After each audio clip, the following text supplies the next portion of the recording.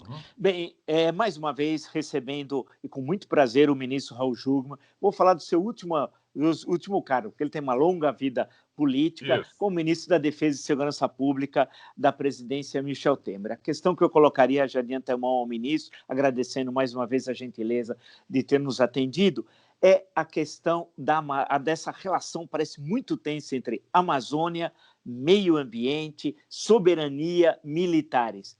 Como é que, eu sei que é difícil dar uma visão de totalidade dessa questão, como é que o senhor vê esse problema, que foi agora, inclusive, tocado no debate norte-americano na eleição presidencial? Portanto, é uma questão não só brasileira, latino-americana, mas é uma questão mundial. Muito obrigado por ter nos atendido. Olha, muito obrigado, digo eu, professor. É um prestígio participar desse seu programa, que tem uma audiência realmente impressionante. E também, é claro, é para mim um prazer pessoal, mais uma vez, estar dialogando com o senhor, que tem todo um histórico em conhecimento, em defesa das questões relacionadas à democracia, à própria nossa história e à justiça. Vamos começar pelos militares. Vamos A lá. questão, a questão é o seguinte: há aproximadamente um século que os nossos primeiros geopolíticos, como, por exemplo, Mário Travasso, a professora Terezinha, e depois, na sequência, o coronel Meira Matos, o Golbery e mesmo o Glauber Vieira, que foi o último ministro do Exército, o core, vamos dizer assim, qual é a principal preocupação geopolítica dos militares brasileiros? A Amazônia. A Amazônia. E por quê? Porque ali você tem aproximadamente 40% do território. Ele é subpovoado, ele tem uma imensa fronteira. Dos 17 mil quilômetros que nós temos, 9 mil são praticamente a fronteira amazônica, em grande medida apenas floresta e água, água e floresta. Faz fronteira com 8 países, 9 países aproximadamente, dos 10 com quais nós nos relacionamos. Tem problemas muito graves em termos de narcotráfico, em termos de crime organizado, em termos de contrabando, de descaminho, e, ao mesmo tempo, é uma espécie de vazio. Se você considera o restante do país, nós caminhamos sempre, e historicamente, e o senhor, como historiador, conhece isso melhor do que ninguém, do litoral para os sertões, como se dizia então. Então, evidentemente que isto daí é o coração da preocupação geopolítica e da defesa nacional para os militares. Não é? Então, esta é a visão militar. Já do outro lado, da visão, vamos dizer assim, de uma parte da sociedade, digamos assim, a chamada opinião pública mais informada, os ambientalistas, a academia, a visão da Amazônia hoje, no presente, é, sobretudo, de uma questão socioambiental, não é? E também uma questão, para certos setores da economia, uma questão econômica, propriamente dito. E para os militares, qual é a visão deles? A visão deles é, sobretudo, uma visão de soberania, de defesa, de território. Eu até disse nessa entrevista que o senhor se referia que, para os militares, primeiro, soberania em relação à Amazônia, segundo, soberania, terceiro, soberania. E não existe um diálogo institucional estruturado, existem distanciamentos, não é, entre essas visões. Além disso, a questão de fundo, que é de que o Brasil não tem um projeto para a Amazônia, nunca teve um projeto para a Amazônia. Não é? Até recente, até os anos 60, quando o Juscelino abre a Belém Brasília, nós vivíamos absolutamente dissociados, divorciados do que era a Amazônia, não é? Do que Sim. era efetivamente a Amazônia. Então, há um não diálogo, ou pouquíssimo diálogo, entre essa visão dos ambientalistas e hoje de parte, inclusive, dos exportadores, tá certo? Que se preocupam muito em função de que lá fora existem pressões, não é, para a contenção do desmatamento, da Amazônia, etc., etc. Há um processo inexorável que vem na esteira da globalização, professor Marco Villa, que certos temas ganham fórum junto à opinião pública mundial e, inclusive, certos temas se internacionalizam. Um deles é a Amazônia. Né? E isso é visto pelos militares, para encerrar essa minha exposição inicial, com muita preocupação. Né?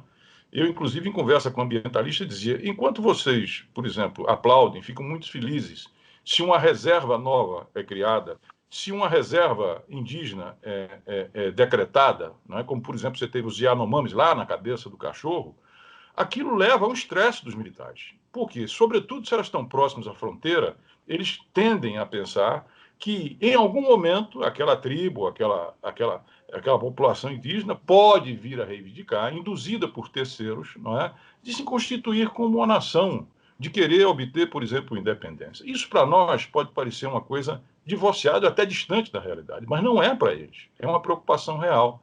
Então, qual é a saída para isso? É exatamente dialogar, não é? Abertamente. Nós precisamos, sobretudo civil e particularmente poder político, entender o ponto de vista e a visão sobre soberania e defesa que têm os militares e, inversamente, eles também têm que, digamos, absorver, não é? O que hoje tem toda uma dificuldade de acontecer a respeito do ponto de vista que tem uma parte da sociedade, uma parte do setor exportador e da sociedade, em particular, organizações não governamentais. Esse é o core, digamos assim, do problema.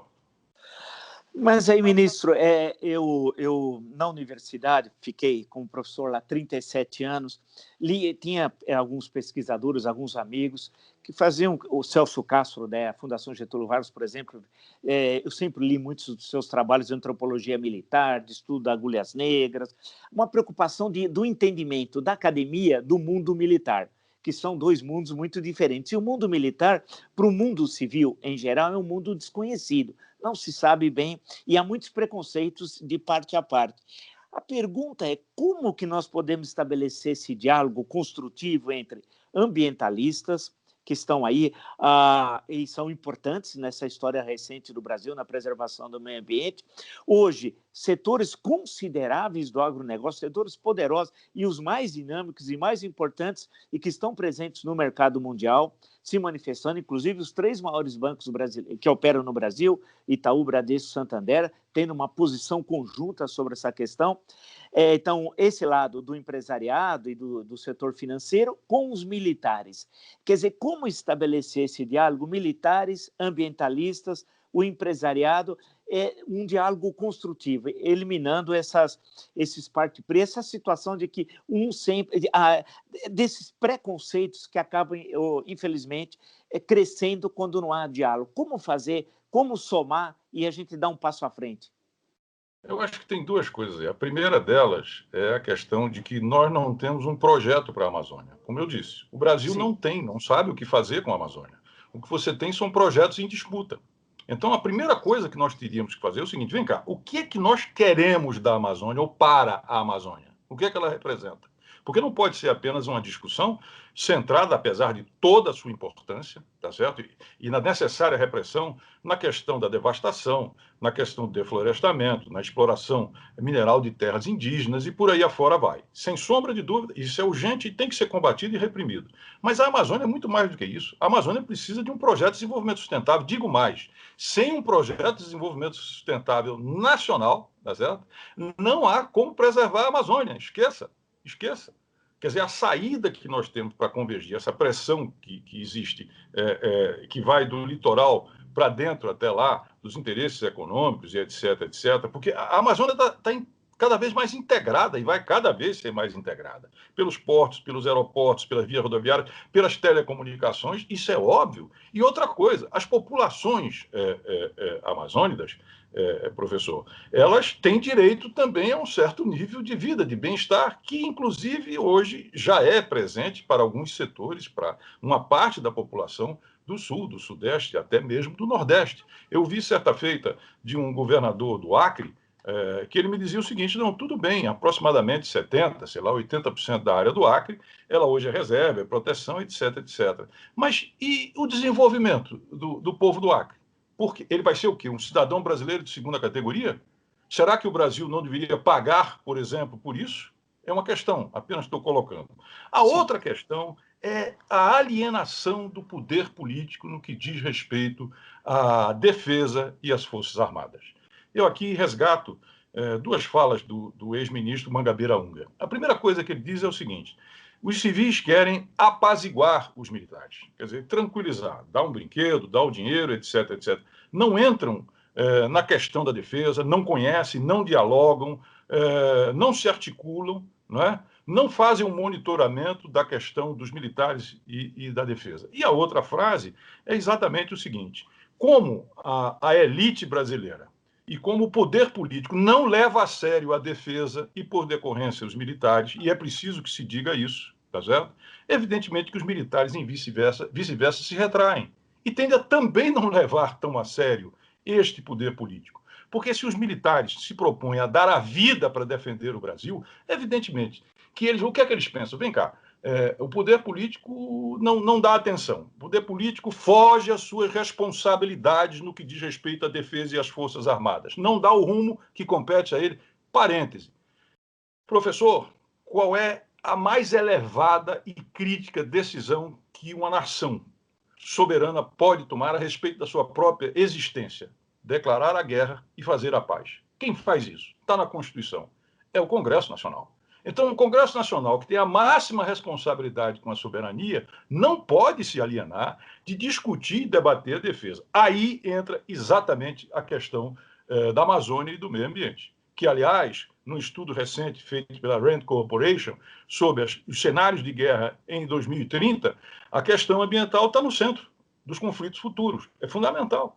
Então, a quem cabe dar rumo a isso? A quem cabe dar rumo a isso é o poder político. Então, a saída que o senhor me pede a respeito disso é que o poder político precisa harmonizar esses interesses, precisa arbitrar esses interesses, precisa dar rumo a esses interesses. Claro, existem 1000 outros núcleos que estão em discussão, na própria sociedade, na academia, na mídia, enfim, na infinidade desses centros, por assim dizer, que existem e que participam da formação de uma vontade ou de uma opinião nacional. Mas é o poder político onde você vai resolver isso.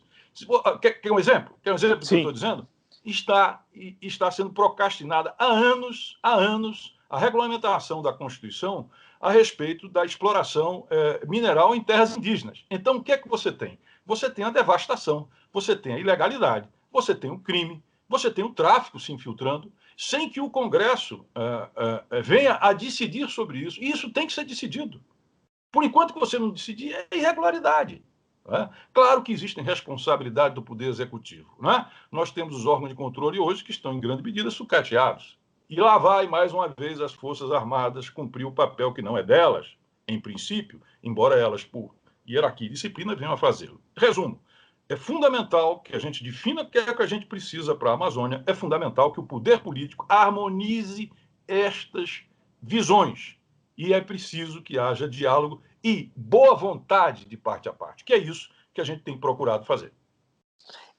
Eu até anotei, quando o senhor estava respondendo a minha questão, eu anotei aqui, Congresso Nacional, e aí o senhor justamente estava tocando na questão do Congresso Nacional. A Constituição é incrível que falta ser regulamentado. Por exemplo, nós não temos uma lei do impeachment para a Constituição de 1988. O que é aplicado é a Lei 1079, de 10 de abril de 1950, que tem relação direta com a Constituição de 1946. De lá para cá, tivemos a Constituição de 67, emenda constitucional número 1 de 69 e a Constituição atual. Alguns consideram, mas a lei foi recebida pela Constituição de 88. Não, se nós lermos com vagar, percebemos que é necessário adequar e criar uma lei de impeachment para a Constituição de 88. Não temos, e muitas outras coisas.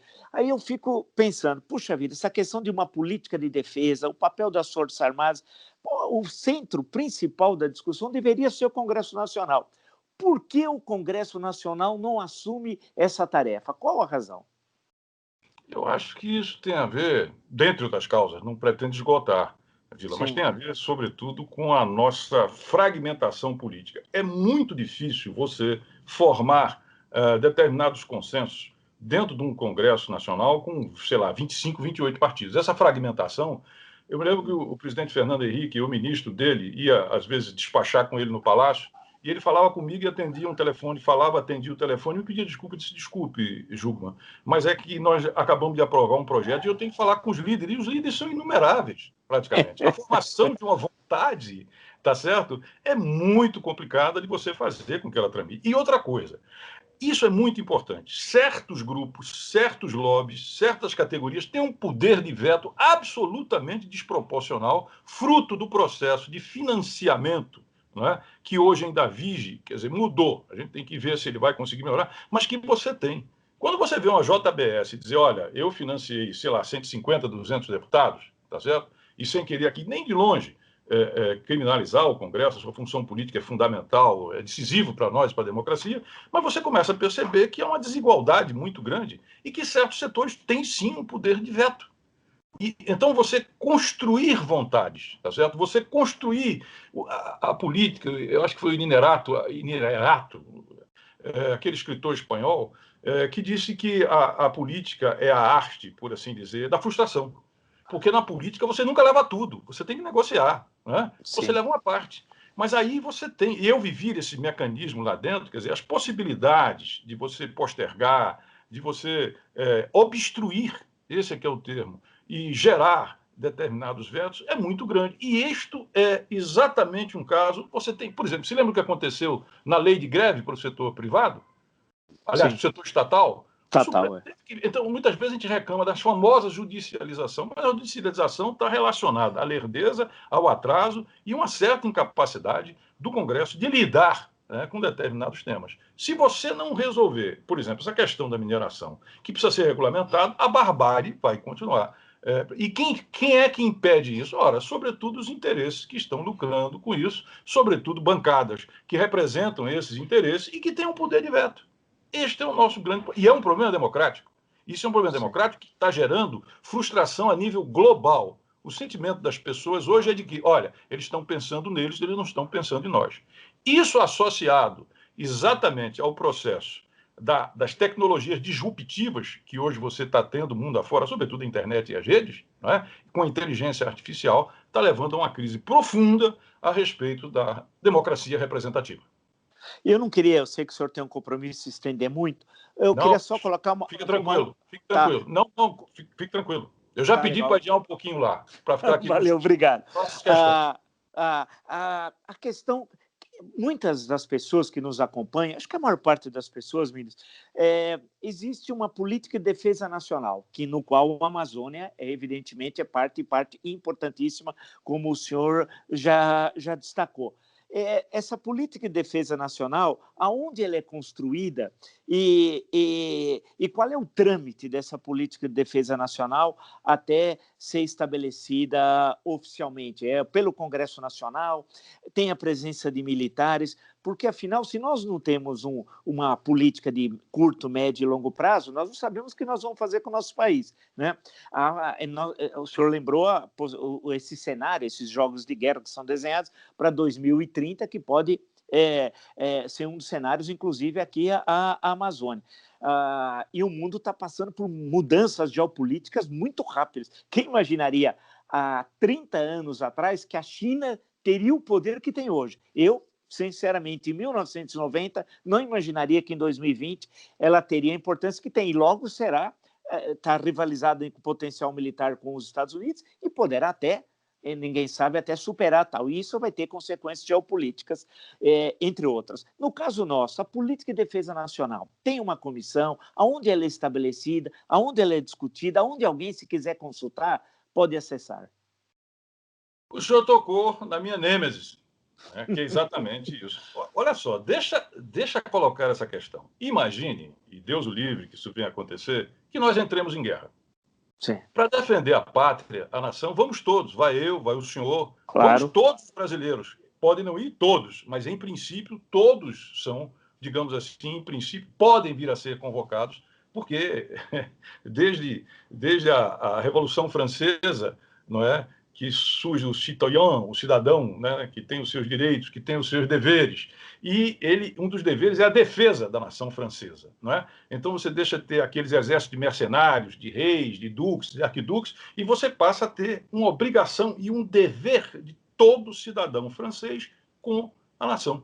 E isso, evidentemente, que é hoje o lugar comum. Todas as nações do mundo, elas podem dispor dos seus cidadãos e cidadãs para a sua defesa, não é isso? Então, então, é óbvio que a definição de uma política nacional de defesa é a nossa defesa, é a sua defesa, é a soberania, é o território, é o povo, é a cultura, é o recurso, mas somos nós. Então, é evidente que quem pode estabelecer isso? Só apenas um e único poder, que é exatamente aquele que representa também todos os brasileiros. O executivo é eleito por parte dos brasileiros. Dentro do Congresso Nacional, do poder político, estão representados todos os brasileiros. Então, a quem compete isso? E é por isso que declarar a guerra e fazer a paz está na mão do Congresso. Pois bem, hoje, quem define os Objetivos Nacionais de Defesa? Os militares. Exclusivamente os militares.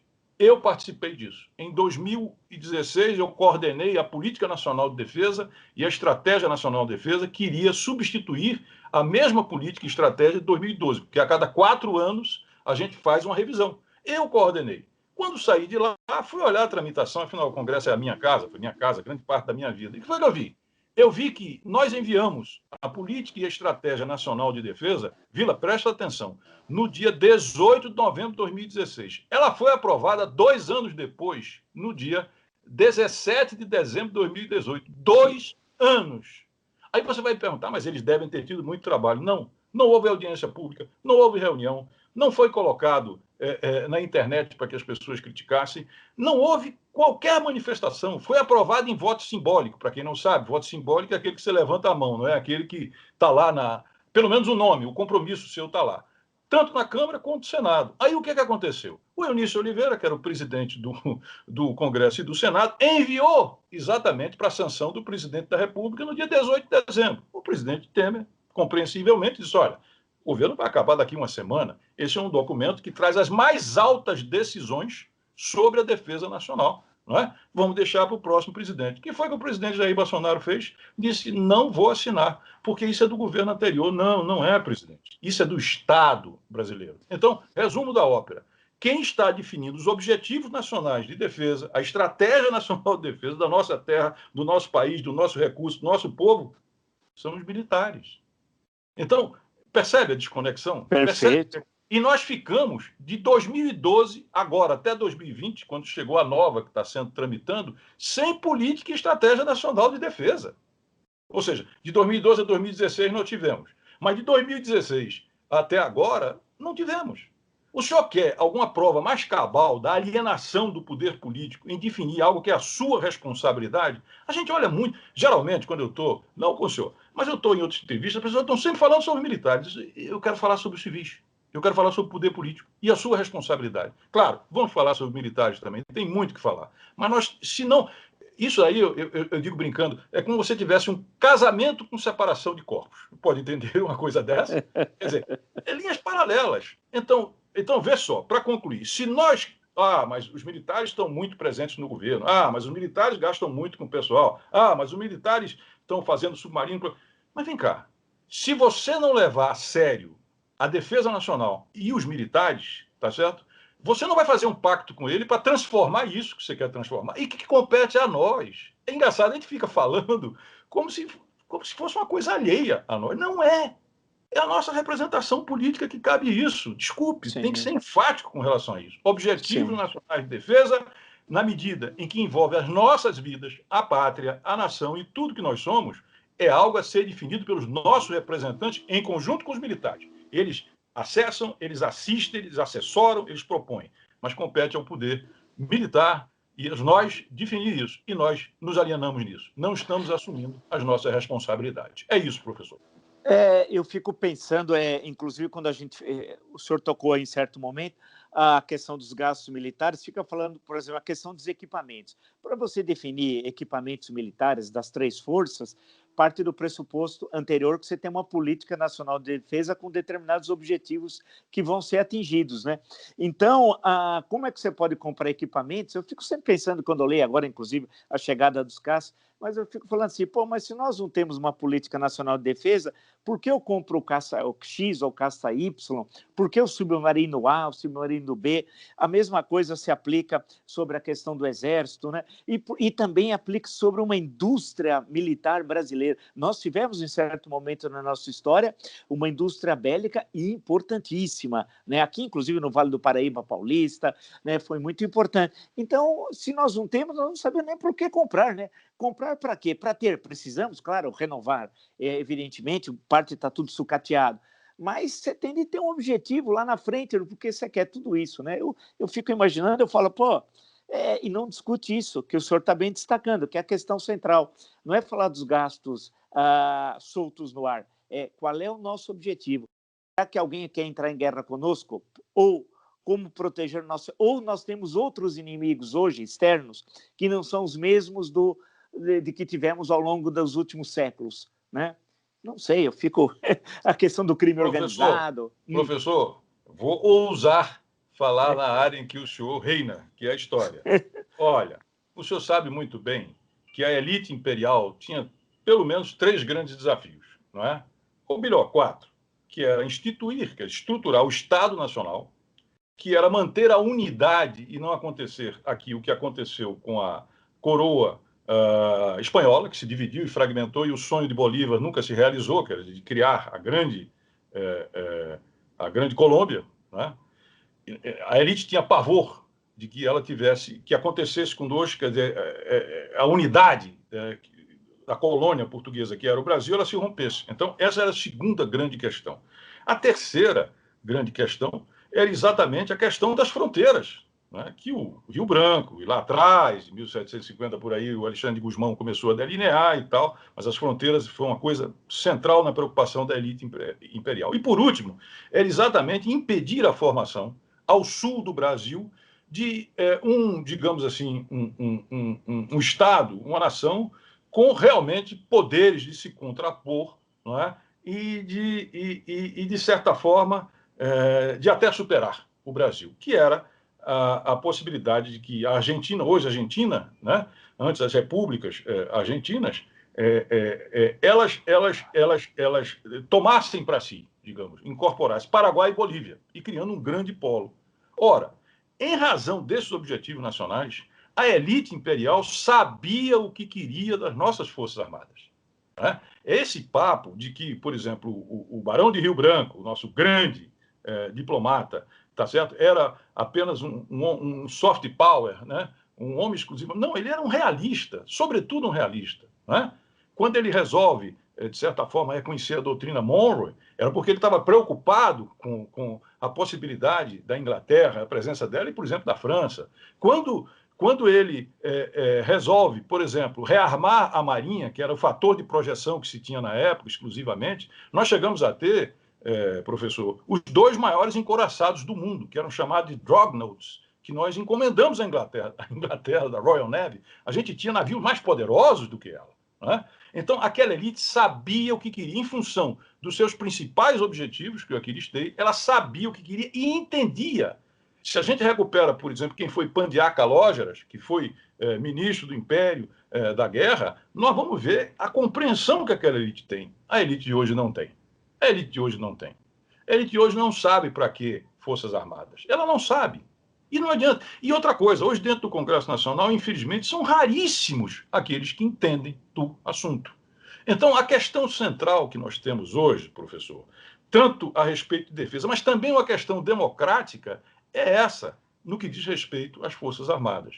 Ainda há pouco, quando o governo Bolsonaro começou, e havia uma forte presença e uma fala constante, por exemplo, dos militares, era um barata voa. Eu fazia 2 lives por dia. Os militares vão dar o golpe? Os militares estão querendo o quê? Os militares estão mandando no presidente? Não estão? O que é isso? Não é?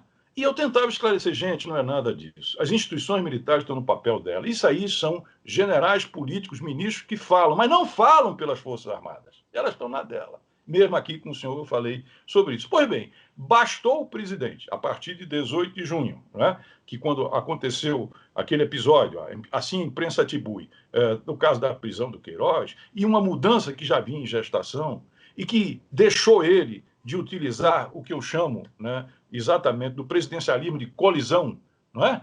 Que era dizer, olha, eu tenho a força, que são os militares, a espada, eu tenho o povo, etc., etc., e passar a ser um governo muito mais tradicional, tá certo? Até inesperadamente, né? Que acabou, sumiu. Não tem mais questão militar, não tem questão de defesa. Ninguém fala mais sobre isso, ninguém mudou nada, não surgiu um projeto de lei, tá certo? E toda aquela questão foi varrida para baixo do tapete. Em breve, se isso voltar a acontecer, voltam todas as assombrações. E aí, os militares, o que é que eles pensam? O que é que eles acham? Olha, aquela elite imperial sabia o que é que eles pensam e sabia também dar rumo a eles, tá certo? Hoje, infelizmente, isso não acontece. Pode mudar? Pode mudar. E é por isso mesmo que eu tenho produzido debates, criei um think tank para debater e colocar sempre. Né? Eu estou fazendo agora, por exemplo, um ciclo de debate só sobre política e estratégia nacional de defesa. A visão da academia, a visão da política, a visão da sociedade e a visão do empresariado. O que é que nós temos que fazer? O que o senhor faz, tá certo? Que é exatamente debater, trazer esse assunto e envolver as pessoas com o nosso próprio destino. Não é o destino dos militares, é o nosso destino, é o destino do país. Claro. No segundo reinado, 2/3 dos ministros da Guerra e da Armada, que era a Marinha, foram civis, né? Inclusive do Paraguai. E os ministros que passaram, militares que passaram pelo Ministério da Guerra ou da Armada, chegaram a ter participação política, mas aí ou no Partido Liberal ou no Partido Conservador. Claro que as figuras mais conhecidas é Osório e tal, mas isso que eu queria pegar esse gancho. Nós demoramos muito tempo para voltar a essa questão que tinha lá no Império, excetuando o governo Epitácio Pessoa, que teve civil no Ministério da Guerra, no então Ministério da Guerra, foi criado o Ministério da Defesa, justamente no governo Fernando Henrique, né? A questão que se coloca, muitos falam que o primeiro titular não era a pessoa mais adequada para isso, era o ex-senador Elcio Álvares e tal, e aí foi indo.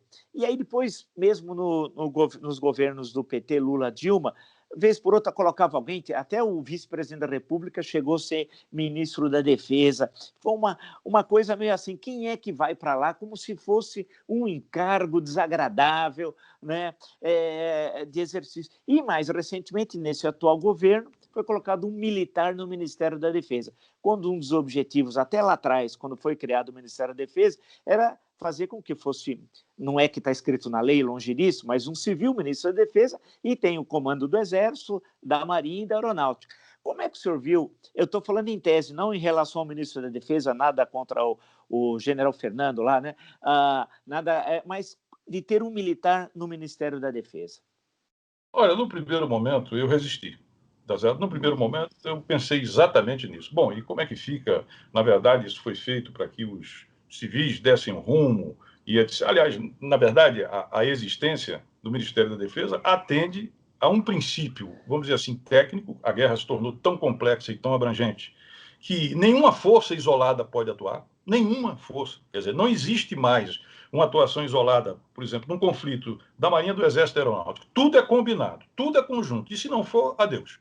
Então, é preciso, e aí, exatamente na virada, né, da lei da Primeira para a Segunda Guerra, sobretudo depois da Segunda Guerra Mundial, que se espalha mundo afora os ministérios da defesa. Não é isso? E nós fomos um dos últimos a instituir esse ministério, que, aliás, sofreu uma grande resistência. O presidente começou a elaborar esse projeto, o presidente Fernando Henrique, no primeiro mandato, só conseguiu no segundo.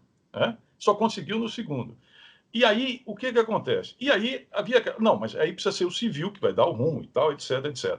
No primeiro momento eu achei realmente, eu até falei, presidente, eu acho que pode ficar interino e tal. Depois eu parei pensando, mas vem cá, que poder civil é esse, que poder político é esse, que precisa de ter diretamente um civil, por que não pode ser um militar? Por que discriminar o militar? Se de fato está estabelecido o comando e o controle civil e a sua representação política sobre a defesa nacional, veja o caso dos Estados Unidos, Colin Powell, ele tem que ser. Recentemente eu tive com o James, oh meu Deus, me esqueço o sobrenome dele, encontrei com ele na Jordânia, encontrei com ele aqui no Brasil, recentemente ele falou, inclusive, muito bravo com o presidente Trump, não é? Eu vou me lembrar o nome dele, que era um militar nos Estados Unidos, que é uma democracia. Então você tem ministros civis e ministros militares mundo afora. O problema não é este. O problema é, tem ou não tem o controle? Tem ou não tem a capacidade de dar rumo? Essa que é a questão. E aí tem uma outra questão embutida nisso que é muito grave. O Brasil talvez seja um dos raríssimos, não sei se o único, Ministério da Defesa, cujo país não tem um especialista civil em defesa, um analista civil, um gerente em defesa formado no Brasil. Então, o Ministério foi criado em 99, tem 21 anos. Todos os ministros, mas todos, sem exceção, tá certo? Peticionaram o Ministério do Planejamento. Precisamos abrir concurso para um gestor civil, para um especialista civil, para, inclusive, arbitrar e passar exatamente, de certa forma, para dentro as orientações e o rumo, tá certo? Da política, etc, etc. E não existe. Nunca.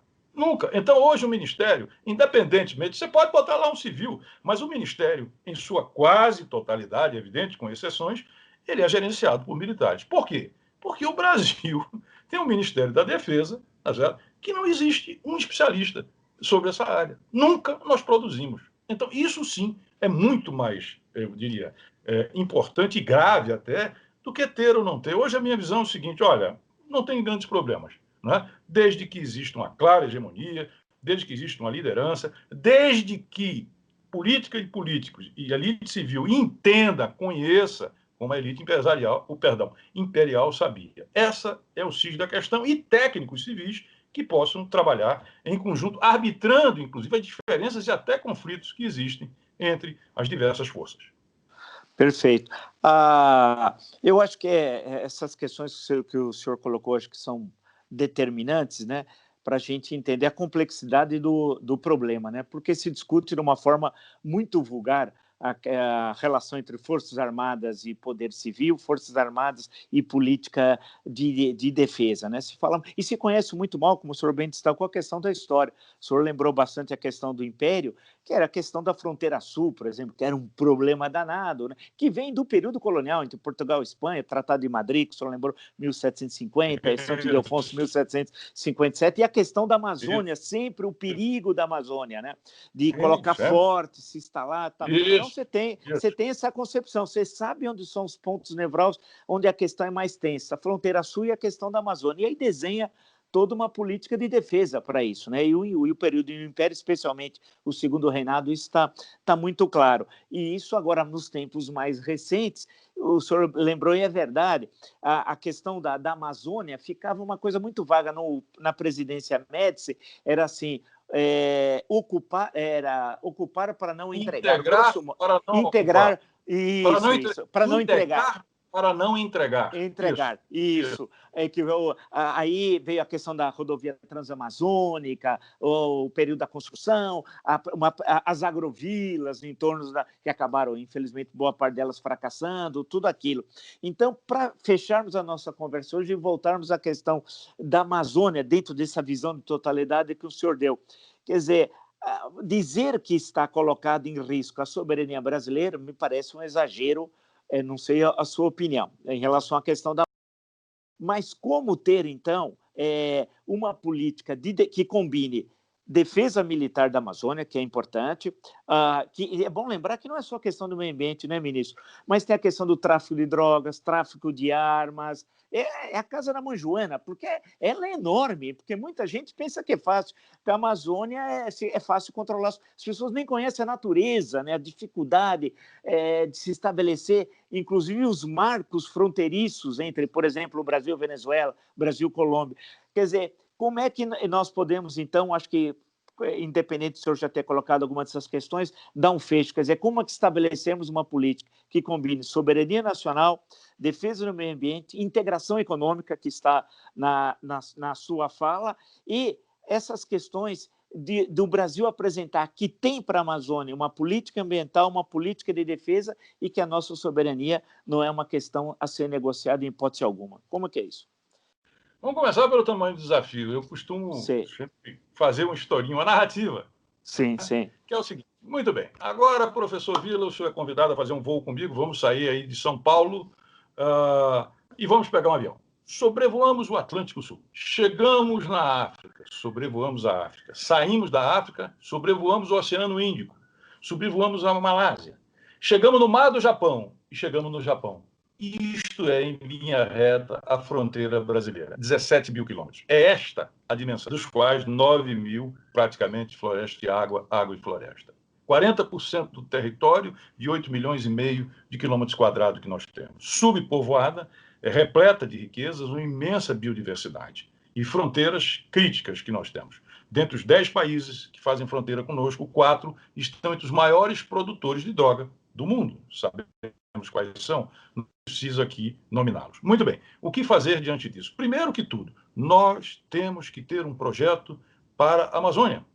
nós não construímos até hoje esse projeto. Este projeto, segundo ponto, precisa estar focado no desenvolvimento sustentável.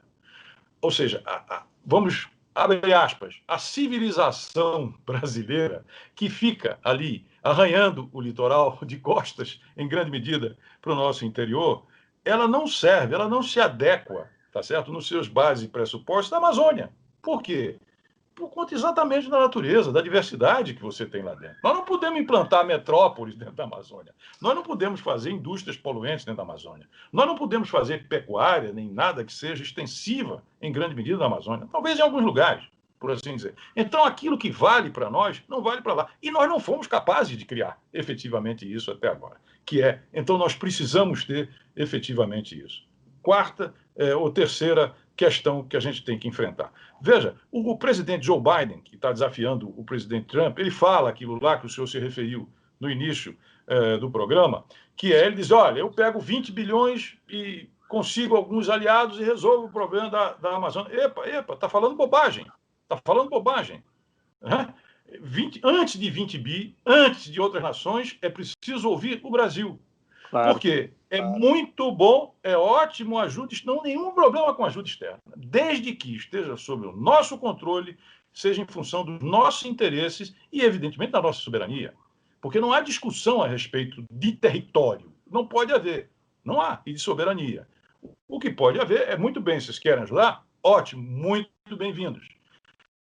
A solução disso tudo, quer dizer, como manter a soberania e, ao mesmo tempo, saber que questões se internacionalizam como a questão climática. Então, vai ter pressão? Vai, porque hoje o mundo unificou, inclusive sobre isso. Não é? Se acontece um grande problema, sei lá, lá no Cazaquistão, por exemplo, ele pode ter repercussões aqui. Se o Estreito de Malaca ele for fechado, como é que vão ficar as nossas exportações a 5, 10 mil quilômetros de distância? Não é? Então, enfim, as coisas estão interligadas. Então, é preciso entender que a raciocínio internacional a Amazônia é algo que também a nós diz respeito, o que não inclui a questão da soberania e do território. Como harmonizar isso? Simples, 2 pontos. Primeiro, volto a ele, ter um projeto nacional de desenvolvimento sustentável para a Amazônia, sem o que não se preserva a Amazônia. Segundo, nós assumirmos a responsabilidade por combater, reduzir e reprimir o desmatamento, a exploração ilegal de minério em terras indígenas, o desmatamento, o tráfico de drogas. Esta é a nossa responsabilidade. Podemos contar com ajuda, mas esta é a nossa responsabilidade. E é através disso que nós harmonizamos a percepção internacional e as nossas responsabilidades com a nossa soberania, cuidando da Amazônia, não é? Não permitindo... Olha, desmatamento é problema nosso e nós vamos resolver. Vamos resolver. É isso que precisa ser colocado, e não apenas retoricamente, tem que ter meta, professor, tem que ter meta, tem que ter objetivos, e isso vai entrar... Olha, a região mais monitorada do mundo hoje é a Amazônia, em termos, sobretudo, ambientais, é a Amazônia. O mundo inteiro olha para cá. Aí se diz, bom, mas vocês nos passados destruíram a tufa russa, vocês destruíram as florestas nos Estados Unidos. Uma vez eu fui fazer uma palestra em Oxford, foi em Oxford, na Inglaterra, e aí eu falei para ele, vem cá, o rei, a questão da madeira era tão importante, porque a Royal Navy trazia madeira, eles já tinham acabado boa parte da madeira, para fazer navio, uma série de coisas, que ela era ligada diretamente ao rei. O rei tinha um preposto para cuidar daquilo. Tá certo? Agora, mas vocês fizeram isso. Bom, e daí? Fizeram, é verdade, tem responsabilidades. As responsabilidades, inclusive, ambientais são assimétricas. Eles têm mais do que nós, tá certo, correto. Eles têm, inclusive, ajudar a financiar a nossa transição para uma economia verde. Mas vamos deixar uma coisa bem clara, 2 erros não fazem um acerto. Então, te acusar de que você fez não significa dizer, olha, leniência comigo. Não. A afirmação, vou dizer isso, a afirmação da nossa soberania passa pela preservação, pelo fim do desmatamento, pela imposição do respeito, e inclusive a legislar a respeito de como explorar terras indígenas, por exemplo. Então, é aí onde você encontra, né, projeto que a gente precisa ter, desenvolvimento sustentável, né, a questão, efetivamente, de sermos responsáveis, nós próprios, pela Amazônia, e entender que esta é a maneira que nós temos de, digamos assim, associar, mantendo os nossos interesses de soberania, a questão da Amazônia.